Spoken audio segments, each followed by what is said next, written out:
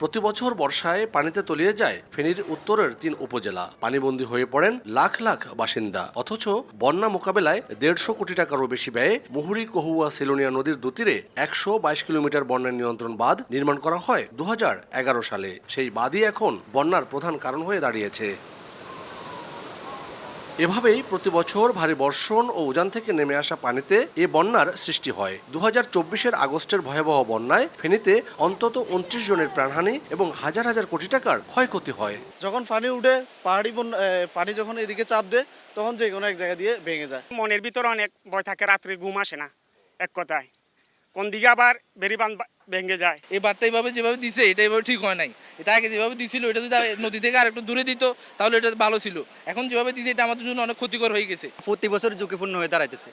তাই আমরা চাই যত তাড়াতাড়ি পানি উন্নয়ন বোর্ডের যত তাড়াতাড়ি সম্ভব আপনারা ব্যবস্থা নেন। এটা বন্যার টেকসই সমাধানে অবশেষে ফেনীর মুহুরী কহুয়া বন্যা নিয়ন্ত্রণ বাঁধ নির্মাণ, নিষ্কাশন ও সেচ প্রকল্পের পুনর্বাসন প্রকল্প অনুমোদন দিয়েছে সরকার। বন্যার স্থায়ী সমাধানে ফেনীর মুহুরী কহুয়া সেলোনিয়া নদীর দুতীরে বাঁধ নির্মাণ এবং সংস্কারে একনেকে পাশ হয়েছে ১,৫৫২ কোটি ১৬ লক্ষ টাকার একটি প্রকল্প।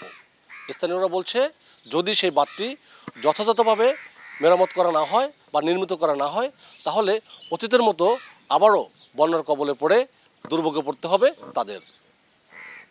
তাদের দাবি এই টাকার যেন সঠিক ব্যবহার হয়। প্রকল্পটি সঠিকভাবে বাস্তবায়িত হলে ভারতের উজান থেকে নেমে আসা পাহাড়ি ঢলের পানিতে সৃষ্ট বন্যা থেকে মুক্তি পাবে এই অঞ্চলের মানুষ। তাদের দাবি বাঁধ নির্মাণে নিয়োজিত হোক সেনাবাহিনী। ওই বাঁধে প্রচুর লুটপাট হয়েছিল, সঠিকভাবে বাঁধটি মেরামত করা হয় নাই।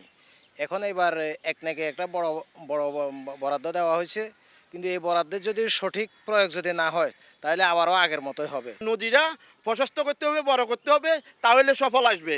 এটাই হলো মূল দাবি। এলাকার মানুষও চায় এই কাজটি যদি সেনাবাহিনী তত্ত্বাবধানে বিশেষ করে হয় তাহলে মানুষের সবচেয়ে বেশি উপকার হবে। প্রকল্পটি বাস্তবায়ন করবে পানি উন্নয়ন বোর্ড। ২০৩১ সালের জুন নাগাদ পুরো কাজ শেষ হওয়ার আশা করা হচ্ছে।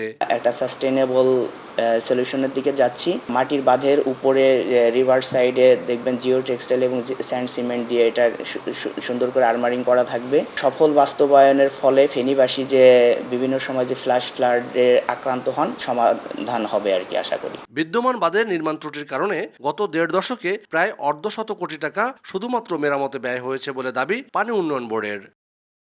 আতিয়ার সজল, সময় সংবাদ, ফেনী।